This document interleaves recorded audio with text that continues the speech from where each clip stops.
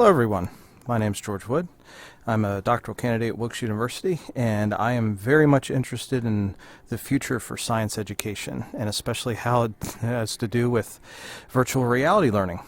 And my background, just to give you a little history, is in chemistry and geoscience education. I was a geoscientist and chemist at Pennsylvania State University, where, coupled with my education background, I've found a real need to bring what we learn in chemistry and earth sciences and space sciences and geosciences to the average relative scale of everything, and especially so when it comes to earth and space science. My experience as a chemistry teacher, we work with molecules, and so visual spatial learning and ability is part of my future research.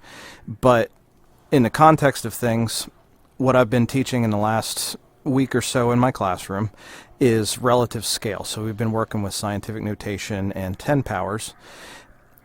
But when it comes to chemistry, we work with molecules that are really small, upwards of 10 to the negative 10 meters. And we use them in really large quantities in several moles, and every mole is 6.021 times 10 to the 23rd of something. And earth and space science is no different. So when we teach or we learn about the general size of space and all the concepts in physics that come along with it, it's real easy to get lost in the general scale of things. How far away is the sun? 93 million miles. How far away is the moon? 254,000 miles. But how far is 254,000 miles? The odometer on my car tells me that it's at least that far. One joke I love is that my car's been to the moon and now it's on its way back. But when you tell people, well, okay, 254,000 miles, that's a quarter of a million. Well, I don't know, I've never seen a quarter of a million of anything. Or you could tell them that it's 10 times around the world, because 25,000 miles to go around. Well, who's been around the world 10 times? So to teach planetary models and scales and the relative size of things, it gets lost in who we are as humans.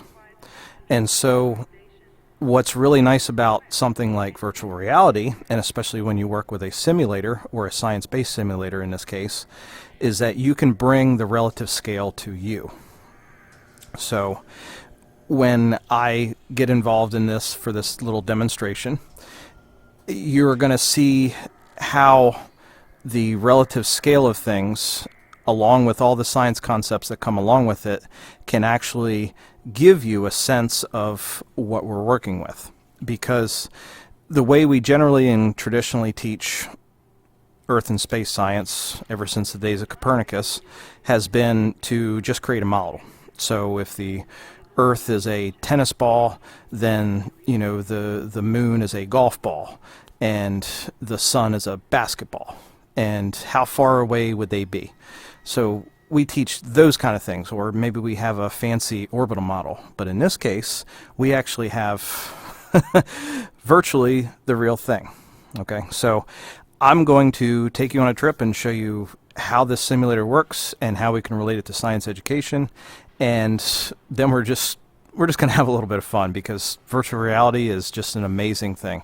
I personally believe it's the future of education, not the entirety of education, but definitely a supplemental and especially a training tool for what lies ahead in the future. It can give you that wow factor of experience. As you can see, my beautifully ugly spacecraft in front of me is just nothing but a regular cargo ship. But you can actually, as we are, if I look around, we are actually standing in a docking bay, and you can see, and I can look up and see the relative size of this room and of this bay and of this ship. So it's easy to go to a museum and see a dinosaur skeleton and say, oh wow, those were pretty big. But it's another thing to actually experience one running at you and maybe looking at you in virtual reality because it does give you that flight or fight reflex that makes experiential learning so much fun. All right, so enough talking. Let's just get into it because, well, I just really enjoy working with this. So we're going to load up the galaxy. And the wonderful thing about this simulator is that it actually does simulate the Milky Way galaxy. There are several other simulators on the market. One is called Star Citizen, and it's a very ambitious open world project. And the other one that has been around for a very long time is called EVE Online. But both of those do not simulate the Milky Way galaxy. They have their own independent, artificially constructed galaxies. Whereas Elite Dangerous uses our Milky Way galaxy and uses real NASA observational and scientific data in order to formulate what and how we can experience in this sim. Now, the wonderful thing is that we can actually go out and actually play with it. But before we do that, I want to show you just a little bit of the interface. I can't show you my hands and point you at what I'm looking at, but in front of me it shows me that we're at the Miller Depot, which set in the futuristic time of about 3300 year, so about 1,000 years in the future. You can imagine that humans have colonized a little bit of the galaxy. So we're at the Miller Depot, but you don't know where it is. Okay, we happen to be in the Barnard star system, which is a neighbor of ours in the Milky Way. And if I go over here on the left-hand side, excuse me, I can actually see the galaxy and system map for this program. Now I'm going to bring up the galaxy map, and it's going to give us an accurate representation for everything that we know about the Milky Way galaxy. So I'm going to bring this all the way out, and there it is. There's home. Just to give you a little bit of information, you can see that it is indeed a galaxy. If I sprawl it all the way up, bring it all the way back, you can see that it is an older galaxy. It has spiral arms. Not the oldest, but certainly getting up there. It'll do for now, right? If I bring it to the flat plane, we can see the science conception that every rotating star or galaxy body has an accretion disk, and so therefore it bulges at the middle more so than it does the edges. And if I were to zoom in on individual little stars, as you can see as the little pips and the little dots here, oh, there's an actual nebula, that they're kind of spaced out. They're kind of far apart, not really in a collection anywhere. But the closer that I get to the center of the accretion disk, there we go. Look at all these wonderful stars. All 300 million known, and we estimate 100 billion. Sorry, I don't mean to be selecting them. If I zoom all the way out, as they are currently modeled and progressively updated, these stars are all able to be visited by you or any other user of this sim. The trick is actually getting to them, because we generally start around our own solar system, which we call Sol, and that is roughly in this area right here. We are in what's called the Orion arm of our Milky Way galaxy, and if I were to bring this all the way up, you can see that our arm is right here abouts. So we are in one of these. Now at the very center, some of you may know, we actually have a thing called Sagittarius A. If I can bring up the labels, show star names, oh, show, no, not region names. Oh, maybe it is region names. There it is. Okay, so if I bring in Sagittarius A, of course, first of all, it's going to be difficult to get to because the sim has to render all of these star systems. There's another nebula that we can certainly visit. It is much easier to search for it.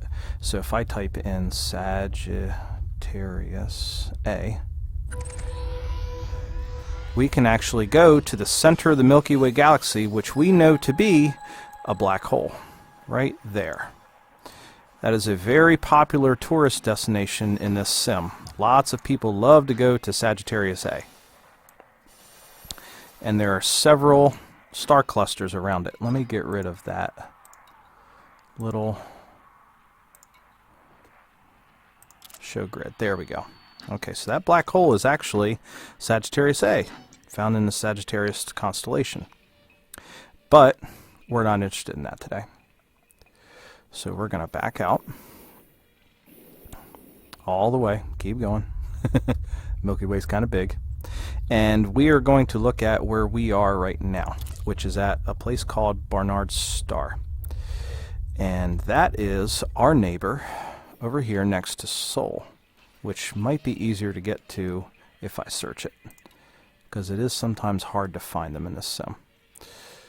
Please excuse my virtual reality typing. Okay, so if I go to Barnard's Star, oh, maybe it needs the apostrophe.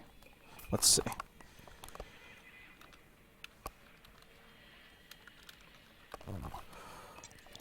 There we go.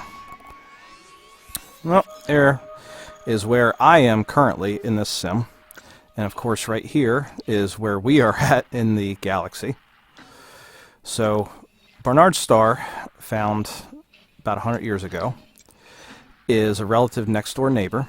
And as you can see, if I were to rotate this around, Sol, our star, with Alpha Centauri to be our closest neighbor. Sirius is close by, and it's a different color, by the way. And Lumen 16, Wolf 359. These are all verified scientific stars in their relative locations according to where we are at. So this is about as accurate as a realistic user model that we can possibly get. Of course, we don't know everything about this whole entire huge contraption, so a lot of this is computer generated. But when we do get new information from NASA or other observatories, the sim is updated, and it's routinely updated. So just to show you, what we can then do is if I look at where I am at Barnard's Star. So I'm going to bring up, well, we can see that we have an M-type star, which you would remember the acronym that comes along with Earth space science, which would be, oh, be a fine guy / girl, kiss me. I don't know if that's relevant in 2020 these days, but it still does and is effective. So it tells us the relative size and relative temperature of star systems. This one for Barnard's happens to be an M4, which means it's actually a very small and very cold star. But what we can do is investigate it further, because our science fiction friends and other users have actually mapped what we know about this system to date. So here's the star. If I bring it up, it's a class M. It's about 8.0 million years old, and that is scientific accuracy. But solar masses is always relative to our star. So it's about the third of the mass, and it's about half the size. And the surface temperature is pretty cold. We do have a class M star as well, but ours is just a little bit bigger. Star catalog, they give you actually the HIPP number. It's right there. And if we were to explore this system as best we know that there are several planets that orbit Barnard's Star, but the rest of it is already filled in. Several scientific concepts that we can understand. Generally, rocky bodies and asteroid belts are closer to star systems because the solar flares, the solar energy, and the solar wind blows atmospheres off of planets. Exactly what's happened to Mars. Luckily, we have a magnetic field, so we were able to repel a lot of solar interference from Mars. So that's why our little world is habitable. But if I were to move over, you can see that we have the first planet, which is, oh, come on, there we go. high metal content world, so it's a rocky body. We have a water world, which is certainly possible. We don't know yet. We have a rocky body. We have another rocky body, and then we have a really beautiful gas giant, which would be about the right distance away. Sorry, using two interfaces here. And if I look over here, it's very cold surface temperature, 91 degrees Kelvin. Let's see, Earth mass is 536, so it's relatively really large. Huge radius, 3.73 times our gravity. And, oops, there we go. Has an orbital period of 10,600 days, so it does rotate very, very slow. It's about 6.5 times away from this sun as our planet is from ours. That's an AU, an astronomical unit. Orbital eccentricity, it doesn't really move away from its regular orbit, but then they have also orbital inclination, so it necessarily is not perfect, flat, plane orbital, but rather is just tilted a little bit, just like nearly every other body that we know of. Rotational period is half a day, so this guy spins pretty quick, actually spins every 12 hours. And in the sim, in Elite Dangerous, it actually does rotate, as I'm going to show you later. It seems to be a very metal-rich ring type, which is pretty unusual. But the rest of it has a B ring and an A ring. The first one seems to be pretty metal-rich. Oh, come on now. There we go. Second one is pretty icy. Okay, so if I move over and I look over to where I'm at, it seems that, just for the relative context of things, this is where we're at right here. So I'm actually rotating in a human-controlled space station, very much like the ISS, above the third planet of the Bernard system that's been named Cook by someone. And it's very, very, very, very, very, very small. It's only 0.004 masses, has a very small radius. The gravity is 1/10 of it, and has a very small surface temperature. But at least there's no volcanoes, but there is no atmosphere. So you have to be careful of those things. But every single one of these star systems has a mapped solar system with it. Some of them have binary star systems, some of them have tertiary star systems, some of them have,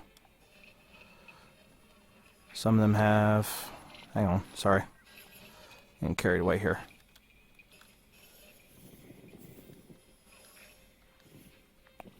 Lost my train of thought. There we go, sorry. Some of them have binary star systems, some of them have tertiary star systems that orbit around each other, and they all obey Kepler's laws of planetary motion. So some of them have elliptical orbits, some of them influence each other's gravity, some of them have several different kinds of planets made of different atmospheres. The galaxy is literally yours to explore. And there are many people that do. So we have several that maybe like to stick around in our little galactic region. We have some users that love to explore all the way over here. And then they come back eventually. What I'm going to do is I'm going to show you what it's like to visit one of these star systems. So we're going to see a very interesting phenomenon that we know happens at a place called Epsilon, I believe it's Ilhi. Please excuse my virtual reality typing. I can't see my keyboard right now. Oh, maybe it's not. Come on. I know it is down here. Indy, that's it. Okay. So we're going to visit this system. And it's just a 2-star jump. So where I am at right now, I actually have to jump to a star called Ross 154, which happens to be a M3 type star, so it's pretty cold. And we're going to another star down here. Alright, so let's just go ahead and do that. Now I have to launch out of the space station, which is going to be kind of interesting because it's just general flight dynamics. Just if you know anything about WASD keyboards, it's pretty self-intuitive, but you still have to obey the rules of the road. It's so wonderful and big. Oop. Alright, they released us off the pad, so I have to come up vertical. There we go.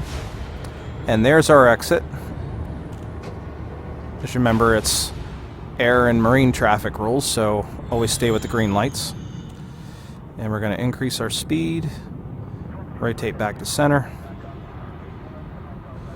and find our way out of here into outer space. Looks like somebody's coming in. Oop. Alrighty, we're clear. And now we can leave.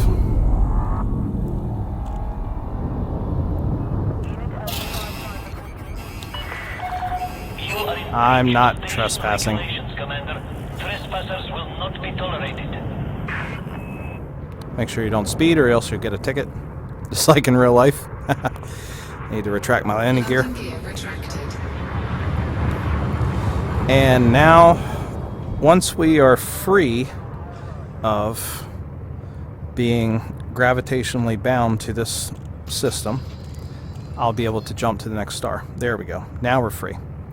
Okay, so it looks like we have a really nice, wonderful gas cloud right there.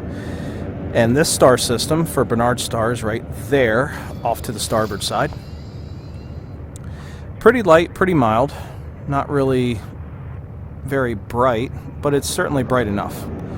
Looks like we have a planet close by, except we don't have it charted, so I don't know what it is, but it's okay. We're going to Ross 54. Now, this is where science fiction comes in a little bit. All right, thanks, sir. We have to have a little science fiction, so we have to hit warp drive. So that way we can jump to the next star system. And this is just the interface's way of a loading screen, is all this is.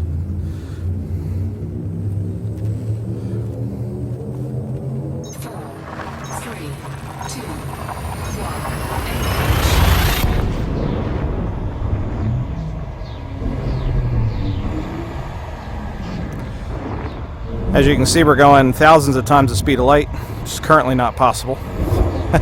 But you have to make some concessions. Now here we are at Ross 154, which happens to be a little bit redder and a little bit brighter, because if you remember, it's a class M3 star. And here's something that's very interesting as we're moving upwards to the speed of light at 0.8 C, 0.9 speed, 1.0, 1.1. I will back us down a little bit. There we go. Okay. These yellow lines that you see across the sky are actually the orbital flights of the celestial bodies in this system.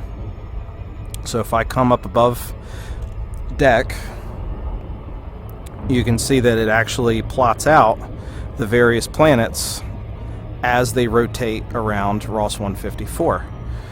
See if I can find one of these planets here. Looks like we have a dust ball. There is our star. There's a planet. Here's our second planet orbit. Third, fourth, fifth, sixth, seventh, of course, as you get further and further out. But it is quite fun to just fly around in a solar system and actually get a context of how far away things actually are. Because I can look, if I can slow down a little bit, please. Thank you. There's my star. My first planet is 20 some odd light seconds away, which, since light travels at 300,000 meters per second, is still quite a bit ways away. And if I were to travel out to the furthest planet, it would take me roughly a few hours. Here's one that I was looking for. Oops. I don't mean to fall. If I could rotate over, it would be nice. There we go. There's the third planet in this solar system, Ross 154, and it's still, even though I'm traveling to it, it's still 239 light seconds away. 238, 237. Now, just to give you a relative context, if I bring up this system map for Ross 154, as we know it, there was the first planet. First of all, there's an asteroid belt. It looks like we have a space station here, and it looks like we have a Earth-like world that is actually a moon of a gas giant. Or it could be a binary planetary system. But it looks like it could possibly be colonized. There's our second orbital, third orbital, fourth orbital, fifth orbital, sixth and seventh as we go. And of course, all relevant data comes along with it. So within it, we can see that the surface temperature here is very low. 1/3 the Earth's gravity. Earth mass is it's 1/5 the size, but it is made of ice, rock, and metal. Orbital period does rotate slower, on and on. You can certainly make science lessons out of all of these things and incorporate them into any Earth or space science curriculum.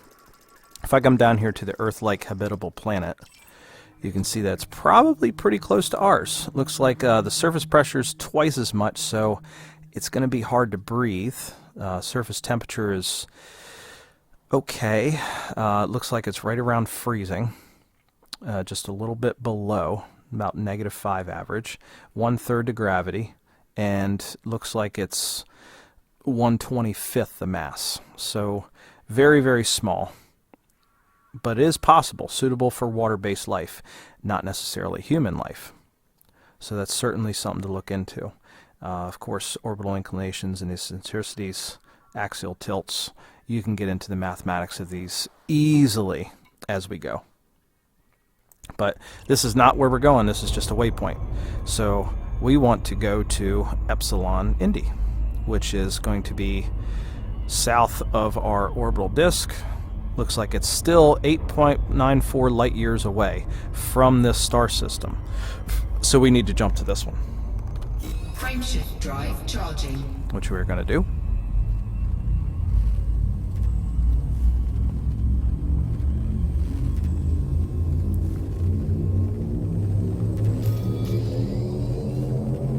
Ready to engage. 4, 3, 2, 1, engage.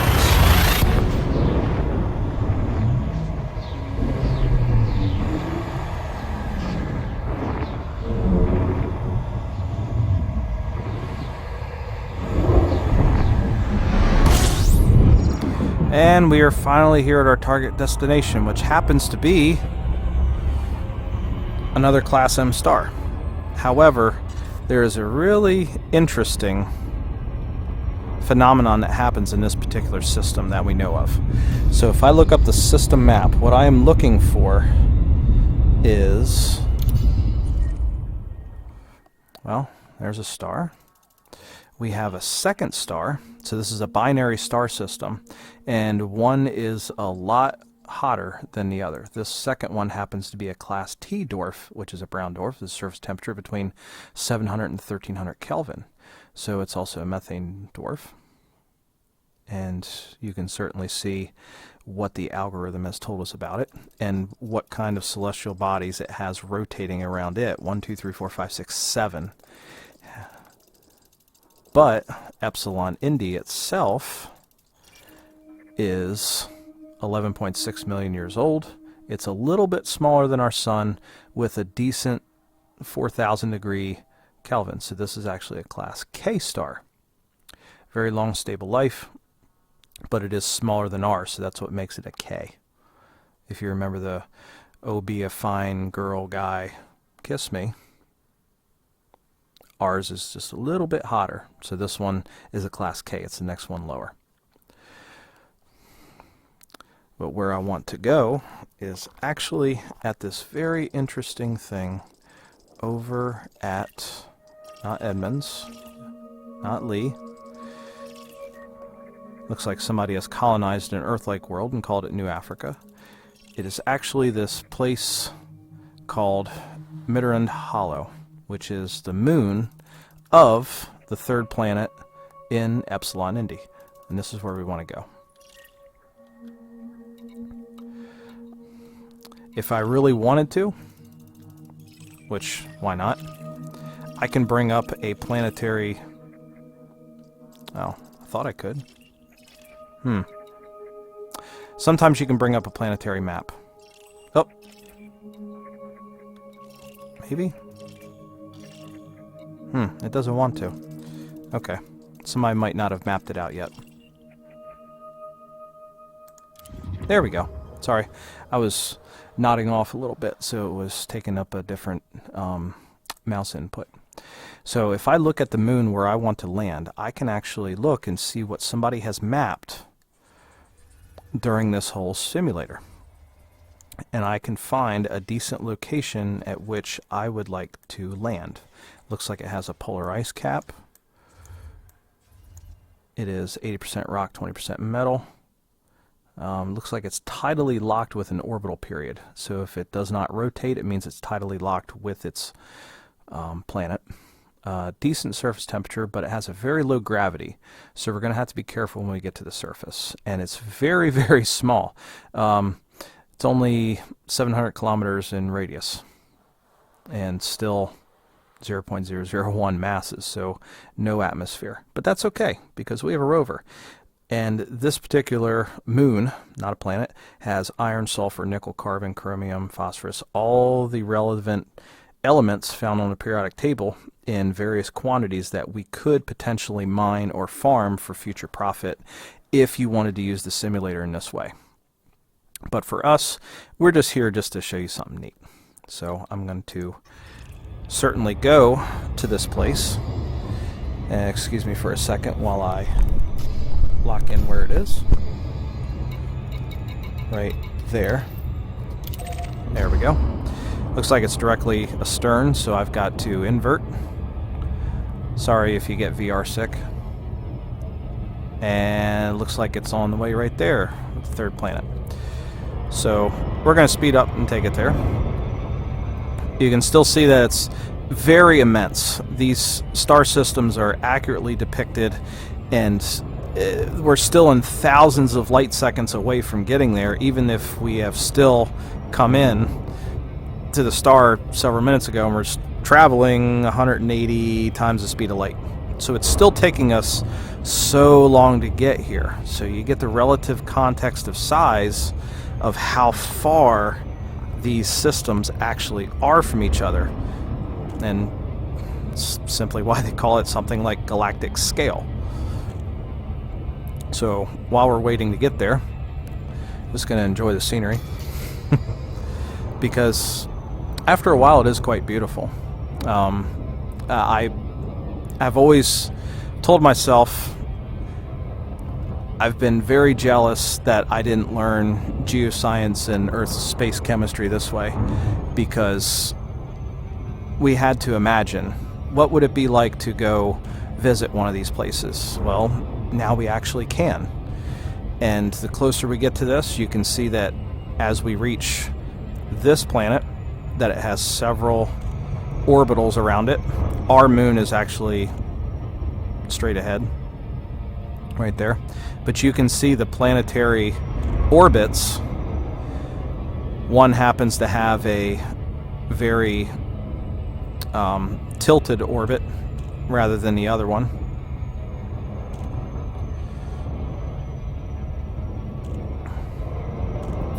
Still 1,500 light seconds away.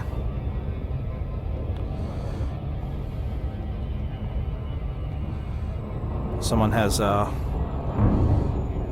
named their base after, of course, Lafayette from the American Revolution, and of course Lafayette Park right across from the White House. And as we approach, we can see that we're entering the outermost orbit of this star.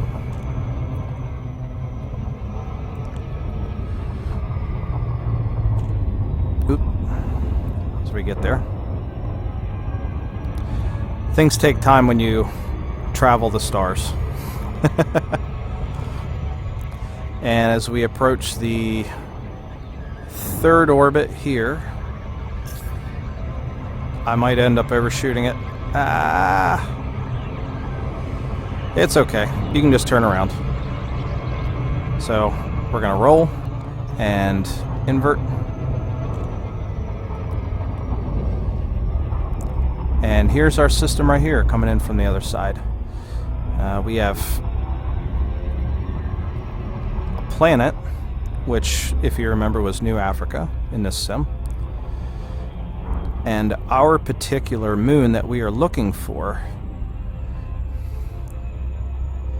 is rotating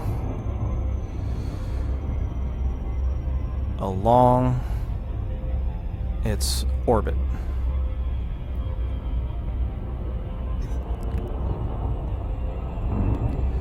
So as we're approaching planetary, the blue line is the gravitational horizon, and then the yellow line, of course, is the lunar orbit. So now that we're inside the planetary orbit, those go away, and now we are slowly getting influenced by the planetary gravity.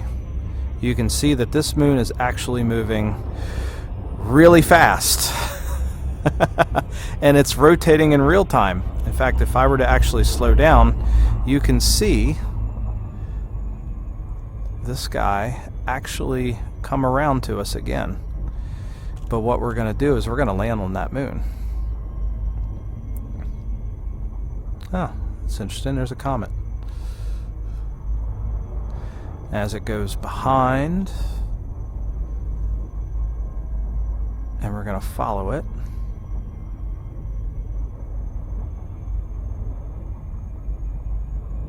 As it comes back around.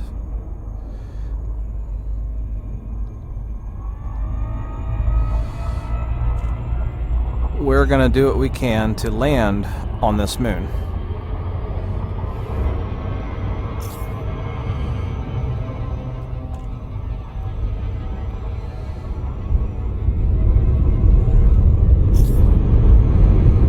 There we go. Now that we're in the lunar gravity. Oh, we're okay. And now we're gravitationally locked onto this moon. And if you can see from my PIP and the heads-up display, we are currently 465 kilometers above surface. But what we really want to do is actually land on it.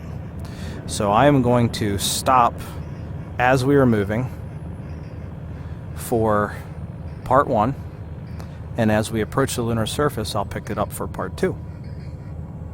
Thank you.